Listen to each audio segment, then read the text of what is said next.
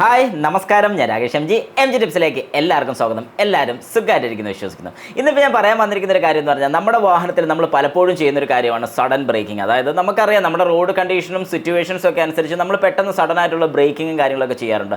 ശരിക്കും ഇങ്ങനെ ഒരു സഡൻ ബ്രേക്കിംഗ് ചെയ്യുന്ന സമയത്ത് നമ്മുടെ വാഹനത്തിൻ്റെ ബ്രേക്കിങ്ങിന് എന്തെങ്കിലും കുഴപ്പം വരുമോ? അതായത് സഡൻ ആയിട്ടുള്ളൊരു ചവിട്ടാണ് ഞാൻ ഉദ്ദേശിച്ചത്, ചെറിയൊരു ബ്രേക്കിംഗ് അല്ല ഉദ്ദേശിച്ചത്. നല്ല സ്പീഡിൽ പോയിക്കൊണ്ടിരിക്കുന്ന സമയത്ത് പെട്ടെന്ന് ഒരു ബ്രേക്കിംഗ് സിറ്റുവേഷൻ വന്ന് നമ്മൾ സഡൻ ആയിട്ട് ബ്രേക്ക് ചെയ്തു. ചില സമയത്ത് അങ്ങനെ ബ്രേക്ക് ചെയ്ത് വന്ന് വാഹനം ഓട്ടോമാറ്റിക് ഓഫായി പോകാറുണ്ട്. കാരണം എന്താണെന്ന് പറഞ്ഞാൽ നമ്മൾ സഡൻ ബ്രേക്കിംഗ് ചെയ്യുന്ന സമയത്ത് നമ്മൾ പലപ്പോഴും ക്ലച്ച് ചവിട്ടാൻ വിട്ടുപോയി ചിലപ്പം വാഹനം ഓഫായി പോകാനുള്ള ചാൻസസ് ഉണ്ട്. എന്നാലും കുഴപ്പമില്ല, അതാരും പേടിക്കേണ്ട കാര്യമില്ല. പക്ഷേ അതിനകത്ത് ഒരു കാര്യം കൂടി ഞാൻ വ്യക്തമായിട്ട് പറഞ്ഞോട്ടെ, കുറച്ച് പേർക്കെങ്കിലും ഒരു മനസ്സിലൊരു ടെൻഷൻ വരുമായിരിക്കും. പെട്ടെന്ന് ചവിട്ടി കഴിയുമ്പോഴത്തേക്കും ക്ലച്ചും കൂടെ ചവിട്ടുണ്ട്. നല്ല സ്പീഡിലാണ് നിങ്ങൾ ക്ലച്ച് ചവിട്ടിയില്ല, വാഹനം ബ്രേക്ക് പിടിച്ച് എഞ്ചിൻ ഓഫായി പോയാലും ഒന്നും പേടിക്കേണ്ട കാര്യമില്ല. വേറെ കംപ്ലയിൻസോ കാര്യങ്ങളൊന്നും നമ്മുടെ വാഹനത്തിൻ്റെ എഞ്ചിന് വരുന്നതായിരിക്കത്തില്ല. നമ്മുടെ ടോപ്പിക്കിലോട്ട് വരാം. അതായത് നമ്മുടെ വാഹനത്തിൻ്റെ ബ്രേക്ക് സഡനായിട്ട് അപ്ലൈ ചെയ്ത് കഴിഞ്ഞാൽ എന്തൊക്കെ കംപ്ലയിൻസ് വരാനുള്ള സാധ്യതയുണ്ട്. ശരിക്കും നമ്മൾ മനസ്സിലാക്കേണ്ട ഒരു കാര്യം, എങ്ങനെയാണ് വാഹനത്തിൻ്റെ ബ്രേക്കിംഗ് നടക്കുന്നതെന്നുള്ളതിനെക്കുറിച്ചാണ്. ഞാൻ ജസ്റ്റ് ഒന്ന് പറഞ്ഞുതരാം. പലപ്പോഴും പല വാഹനങ്ങളിലും, മിക്ക വാഹനങ്ങളിലും ഫ്രണ്ട് രണ്ട് സൈഡിലും ഡിസ്ക്കും ബാക്കിലത്തെ രണ്ട് സൈഡിലും ഡ്രം ബ്രേക്കിംഗും ആണ് വരുന്നത്. അപ്പം ഞാൻ സാധാരണ വാഹനങ്ങളാണ് പറഞ്ഞത്. പക്ഷേ അല്ലാതെ ഇപ്പോൾ ഇറങ്ങുന്ന പുതിയ മോഡൽ ടോപ്പ് വേരിയൻസിലൊക്കെ 4 സൈഡിലും, അതായത് 4 വീലയിലും ഡിസ്ക് ബ്രേക്ക് തന്നെ വരുന്നുണ്ട്. ഡിസ്ക് ബ്രേക്ക് എങ്ങനെ പിടിക്കുന്നതെന്ന് ചോദിച്ചു കഴിഞ്ഞാൽ, ഇതിപ്പോൾ ഒരു ബ്രേക്ക് ഡിസ്കാന്ന് കൂട്ടുക, ബ്രേക്ക് ഡിസ്ക്, ഈ ബ്രേക്ക് ഡിസ്കിലോട്ട് ഒരു കാലിപ്പർ എന്ന് പറഞ്ഞൊരു അസംബ്ലി വരുന്നുണ്ട്. കാലിപ്പർ എന്ന് പറഞ്ഞ അസംബ്ലി, അതിൻ്റെ രണ്ട് സൈഡിലും ബ്രേക്കാണ് ഇരിക്കുന്നത്, ബ്രേക്കിൻ്റെ പാഡാണ് ഇരിക്കുന്നത്. ഈ ബ്രേക്ക് പാഡ് ഇങ്ങനെ വന്ന് പിടിക്കുകയാണ് ചെയ്യുന്നത്. ഓക്കെ, ഇത് ഇങ്ങനെ പിടിക്കുകയാണ് നമ്മുടെ ഡിസ്കിലോട്ട് ബ്രേക്ക് പാഡ് പിടിക്കുന്നത്. ഇത് എങ്ങനെ പിടിക്കുന്നു എന്ന് ചോദിച്ചാൽ, നമ്മൾ ബ്രേക്ക് പാഡിൽ ചവിട്ടുന്ന സമയത്ത് ഫ്ലൂയിഡ് പ്രഷർ കൊണ്ടാണ് ഈ രണ്ട് സൈഡിലെയും ബ്രേക്ക് പാഡും അഡ്ജസ്റ്റ്. അതിനകത്തൊരു പിസ്റ്റൺ വരുന്നുണ്ട്. ആ പിസ്റ്റനാണ് ശരിക്കും ഈ ഒരു ബ്രേക്ക് പാഡിനെ ബ്രേക്ക് ഡിസ്കിലോട്ട് കടിച്ചു പിടിക്കുന്നത്. അന്നേരമാണ് ബ്രേക്കിംഗ് സംഭവിക്കുന്നത്. അപ്പോൾ ഇത് അങ്ങോട്ടും ഇങ്ങോട്ടും മാറണമെന്നുള്ളത് നമുക്ക് മനസ്സിലായി. അതായത് ഫ്രണ്ട് ബ്രേക്ക് ഡിസ്ക് വരുന്ന സമയത്ത് എന്തോ അങ്ങോട്ടും ഇങ്ങോട്ടും ഷിഫ്റ്റ് ആകാൻ വേണ്ടി അവിടെ 2 പിന്നുകൾ വരുന്നുണ്ട്, കാലിപ്പർ പിൻ എന്ന് പറയും. ഈ ഒരു പിന്ന് സ്റ്റക്കായി പോകാനുള്ള ചാൻസസ് വളരെ കൂടുതലാണ്. വളരെ കൂടുതലെന്ന് പറഞ്ഞു കഴിഞ്ഞാൽ ഒറ്റയടിക്ക് സ്റ്റക്കാവുന്നല്ല ഞാൻ പറഞ്ഞ്. ഇതുപോലെ കുറേ നാൾ നമ്മൾ ഓടിക്കഴിയുമ്പോൾ പൊടിയും കാര്യങ്ങളൊക്കെ അതിനകത്ത് ചെറിയ രീതിക്കെങ്കിലും വരും. കാരണം ബ്രേക്കിൻ്റെ പാഡ് ഒരയുന്ന സമയത്ത്, അല്ലെങ്കിൽ ബ്രേക്കിൻ്റെ പാഡ് ചെറിയ രീതിക്കെങ്കിലും വേറുണ്ടാകുന്ന സമയത്ത്, അല്ലെങ്കിൽ അതിന് തേയ്മാനം ഉണ്ടാകുന്ന സമയത്ത് അതിൽ നിന്ന് വരുന്ന പൊടിയും കാര്യങ്ങളൊക്കെ ഈ ഒരു ബ്രേക്കിൻ്റെ കാലിപ്പർ പിന്നെ വന്ന് സ്റ്റക്കാനുള്ള ചാൻസസ് കൂടുതലാണ്. അങ്ങനെ സ്റ്റക്കായി പോയിരുന്ന സമയത്തോ അല്ലെങ്കിൽ സഡനായിട്ടുള്ള ബ്രേക്കിങ്ങിൽ ഞാൻ പറഞ്ഞ പോലെ പിന്നെ ചെറിയ രീതിക്ക് അങ്ങോട്ടൊന്ന് ചെറിയ രീതിക്കൊരു മൂവ്മെൻറ്റ് ഉണ്ടാകുന്നുണ്ട്.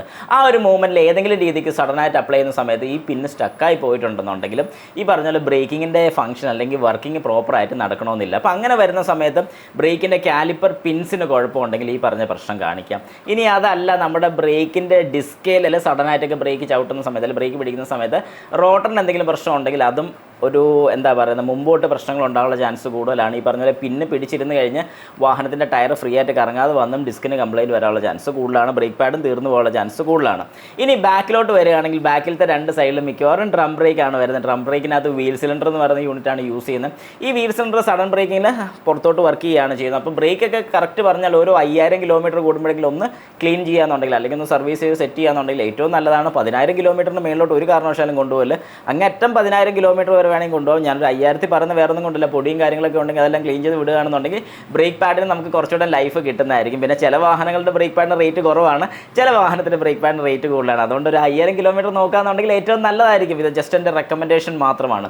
അപ്പോൾ ശരിക്കും പറഞ്ഞാൽ എന്തൊക്കെ സംഭവിക്കും എന്നുള്ളത് ചോദിച്ചു കഴിഞ്ഞാൽ, ഒന്ന് നമ്മുടെ കാലിപ്പറിൻ്റെ പിന്ന്, ഞാൻ ഈ പറഞ്ഞ പോലെ പിന്ന് സ്റ്റക്കായി പോകാനുള്ള ചാൻസ് ഉണ്ട്. അങ്ങനെ പിന്ന് സ്റ്റക്കായിട്ടുണ്ടെന്നുണ്ടെങ്കിൽ ബ്രേക്കിങ്ങിൻ്റെ വർക്കിംഗ് പ്രോപ്പർ ആകത്തില്ല. പിന്നെ സഡനായിട്ടുള്ള ബ്രേക്കിങ്ങിൽ വരാൻ സാധ്യതയുള്ളതെന്ന് പറഞ്ഞാൽ വാഹനത്തിനകത്തിരിക്കുന്ന പാസഞ്ചേഴ്സിന് ഒരു ഡിസ്കംഫോർട്ട് ഉണ്ടാകാനുള്ള ചാൻസസ് വളരെ കൂടുതലാണ്. പുറകെ ഇരിക്കുന്നവരൊക്കെ സീറ്റ് ബെൽറ്റ് ഇട്ടിട്ടില്ലെന്നുണ്ടെങ്കിൽ ഇനി സീറ്റ് ബെൽറ്റ് ഇട്ടാൽ പോലും ഒന്ന് ഫ്രണ്ടിലോട്ട് വന്ന ഒരു ആഞ്ഞ് അല്ലെങ്കിൽ ഫ്രണ്ടിലോട്ടൊന്ന് തള്ളി വരുന്ന ഒരു ഫീലൊക്കെ ഉണ്ടാകും. അത് ശരിക്കും പറഞ്ഞാൽ സഡൻ ബ്രേക്കിംഗ് കഴിവതും ഒഴിവാക്കാൻ ശ്രമിക്കണമെന്ന് ഞാൻ പറയാറുണ്ട്. പക്ഷേ അത്യാവശ്യമുള്ള കേസിൽ, അതായത് ഇപ്പോൾ അതുപോലെ എമർജൻസി സിറ്റുവേഷൻ വന്നാൽ നമുക്കത് ചെയ്യാതിരിക്കാൻ പറ്റത്തില്ല. പക്ഷേ കഴിവതും അങ്ങനെ ചെയ്യാതിരിക്കാൻ ശ്രമിക്കുക.